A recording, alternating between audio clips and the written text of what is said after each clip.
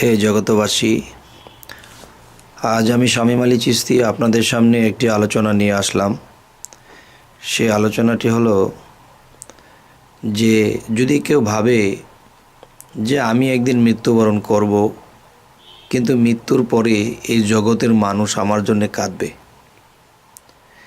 তো এই জগতের মানুষ যদি কাঁদতে হয় তখন আরেকটা বেড়ে যাবে নির্ভয়। সেটা হলো কি, যে একটা কথা আছে, আল্লাহর রাসূল কিন্তু একটা কথা বলেছেন, যেখানে 40 জন মানুষ থাকে, এর মধ্যে একজন গুণগত মান একজন মানুষ থাকে, আল্লাহর বন্ধু প্রকৃতির মানুষ থাকে। তো যে কথাটি বলতে চাইতেছি, যে জগতের মানুষ যদি একজন মানুষের জন্য কাঁদে, সে বেঁচে থাকতেও কাঁদে এবং মৃত্যুর পরেও কাঁদে, তাহলে সেই মানুষের কি কি গুণ থাকা উচিত?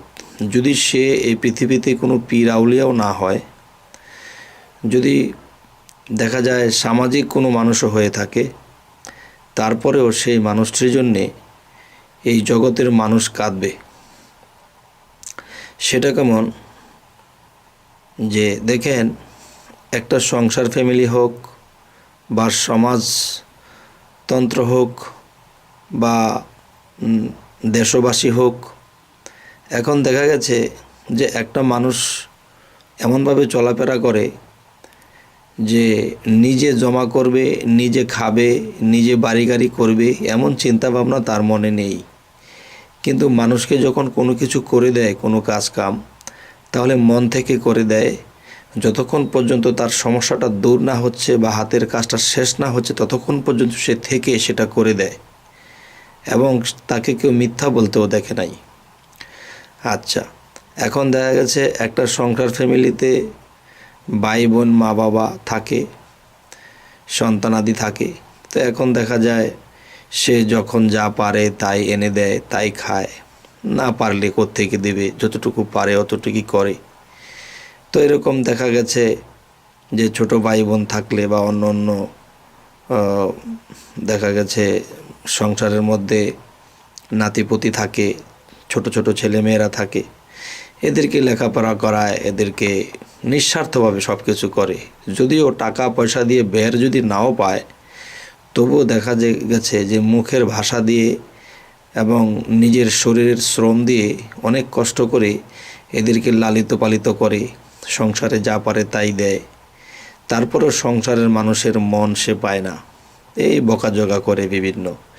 কিন্তু এরকম বকাঝকা করে, এরকম অপমান লান্যতের পরেও তার মুখে হাসি দেখা যায়, এবং মানুষের উপকার ছাড়া সে কোনো ক্ষতি করেই না। এবং দেখা যায় রাস্তায় একটা বিপদগ্রস্ত মানুষ তাকে হেল্প করছে, আবার হঠাৎ করে শুনছে ইমুকের বাসা, ইমুকে অসুস্থ হয়ে আছে, তাকে দেখার মতো কেউ নেই, সে নিজের স্যান্ডেলগুলো বিক্রি করে দিল, বিক্রি করে যেই টাকাগুলো পেল সেই রুগীকে ওষুধ কিনে দিল। তখন সেই রুগী সুস্থ যখন হলো, তখন বলতেছে যে তুমি তো মধ্যবিত্ত একটা ফ্যামিলির সন্তান, তুমি খালি পায়ে কেন? থাক থাক, খালি পা হয়েছে কি হয়েছে, এক সময় টাকা হবে, কিনে নেব। তখন বলো তোমার তো পায়ের মধ্যে জুতা পরার যে একটা দাগ, সেটাও তো আছে, কিন্তু তোমার পা খালি কেন? তুমি এতটুকু দূর থেকে এসেছো, তুমি তো খালি পায়ে আসার মানুষ না। তখন সে বলল, আচ্ছা থাক, ওই কথা তোলার দরকার নেই, আপনি এখন সুস্থ আছেন কিনা, ভালো আছেন কিনা। তবে তার লগের একটা লোক বলতেছে যে যখন শুনছে যে আপনার শরীরের অবস্থা এরকম, তখন তার হাতে তো টাকা পয়সা ছিল না, তো তিনি চামড়ার জুতাখানি বিক্রি করে দিয়ে আপনার জন্য ওষুধ আনছে। এই কথা শোনার পর সেই রুগী সে তার বিছানা থেকে লাফ দিয়ে নেমে তার পায়ে হাত দিয়ে বলছে, বাবারে, তুমি যদি আমার বয়সে ছোট হও, তবু তো তুমি একজন মানুষ, কিন্তু তুমি যে আমার ছোট, তুমি আমাকে শিক্ষা দিলে, তোমার কাছে আমি মানব সেবার একটা শিক্ষা পেয়ে গেলাম, এই শিক্ষাটার জন্য তুমি আমার গুরু। যাই হোক, তো এরকমভাবে মানুষ কোনো জায়গায় বিপদগ্রস্ত হলে, মানুষের কোনো সমস্যা দেখলে সে ঝাঁপিয়ে পড়ে, মানুষের বিপদে ঝাঁপিয়ে পড়ে, কিন্তু নিজে কি খেলো, কি পরলো, কি করলো, তার নিজের দিকে খেয়াল নেই। সংসার জীবনে আসলে দেখা যায় যে এটা লাগবে সেটা লাগবে, সবটা দিতে পারে না, যা পারে তো তা দেয়। কিন্তু দেখা গেছে ফ্যামিলির মানুষে অত্যাচার, অনাচার কথাবার্তা বলেছে, এবং তার কামাই রোজগার থেকে সে যখন এনে দিল, সবাই খেয়ে ঠিকই ঘুমাইতেছে, কিন্তু সে খাইলো কিনা এই খবর কেউ নিল না। তবুও পরের দিন সে খুব হাসি মুখে বলতেছে, আজকে মনে হয় কিছু বাজার টাজার লাগবে, কি কি লাগবে বলে দাও। তো এখন দেখা যায় সে যে রাত্রে না খেয়ে ঘুমিয়েছে, তার ফ্যামিলির লোক তার এই খেয়ালটাও করে নাই। তারপরের দিনও সে কি হাসি খুশি। হে জগতবাসী, তো এরকম দেখা যায় যে ফ্যামিলিতে এরকম সেরকম তো চলতেই আছে, কিন্তু রাস্তাঘাটে পাড়া প্রতিবেশী সকল মানুষের উপকার সে করে, গায়ে খেটে করে, পয়সা থাকলে পয়সা দিয়ে করে। তো এরকম চলতে চলতে চলতে চলতে দেখা যায় যে দেশবাসীর মধ্যে অনেকেই তাকে চিনে, সে শুধু খালি মানব সেবাই করেছে, খালি মানব সেবাই করেছে। নিজের শার্ট বিক্রি করে দিয়েও কাউকে হেল্প করেছে, কাউকে সাহায্য করেছে। তো এরকম করতে করতে একদিন দেখা যায় এই লোকটি মারা গেল। তখন এই কথা শোনার সাথে সাথে দেশবাসীর মধ্যে যেমন মানুষের ঝড় ছুটে আসছে, ঝড়ের বেগে মানুষ শুনে আসতেছে যে এরকম একটা মানুষ, সে নিজের চিন্তা কখনোই করে নাই, সে অন্যের বিপদে ঝাঁপিয়ে পড়েছে। এই মানুষকে যে ভুলে যাবে, সে আর মানুষ থাকবে না। তবে হে জগতবাসী, যে নিঃস্বার্থতাই প্রেম। লাস্টে দেখা গেছে এই লোকটা আল্লাহর সাধনা করত, রাতের নিঘুম রাত্রে সে আল্লাহর সাধনায় মত্ত হতো, কিন্তু কাউকে বুঝতে দিত না যে মানুষকে মুখের কথা বলে দিলেও কিছু হয়ে যেত। মানুষ এটাও লক্ষ্য করেছে, এবং মানুষের বিপদে সে সবসময় ঝাঁপিয়ে পড়েছে।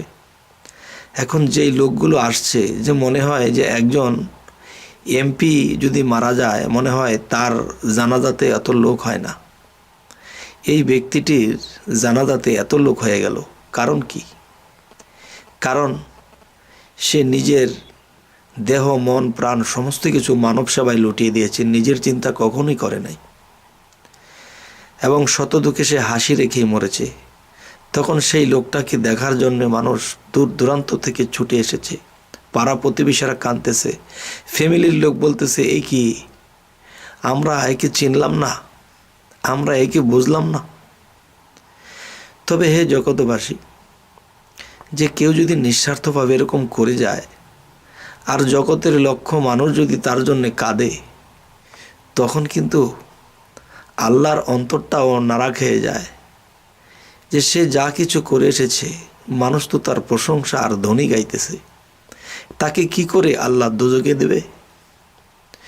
হে জগতবাসী, তবে আমরা এই পৃথিবীতে এসেছি বাড়ি গাড়ি করার জন্য নয়, আমরা এসেছি মানুষ হয়ে মানুষের সেবা করব, এবং যতটুকু সম্ভব সত্যকে আঁকড়ে ধরব, এবং মিথ্যা পরিহার করব। সত্যকে আঁকড়ে ধরা আর মিথ্যাকে পরিহার করার মধ্যে যে কত বড় একটা শান্তি, যে এই শান্তি উপভোগ করেছে একমাত্র সেই বোঝে। তবে হে জগতবাসী, আমাদের এই চ্যানেলটির আলোচনা যদি আপনাদের ভালো লাগে, অবশ্যই সাবস্ক্রাইব করবেন, পরবর্তী ভিডিওগুলো যেন আপনাদের কাছে পৌঁছে যায়। তো আজ এ বলেই রাখবো, সকলেই ভালো থাকবেন। আল্লাহ হাফিজ।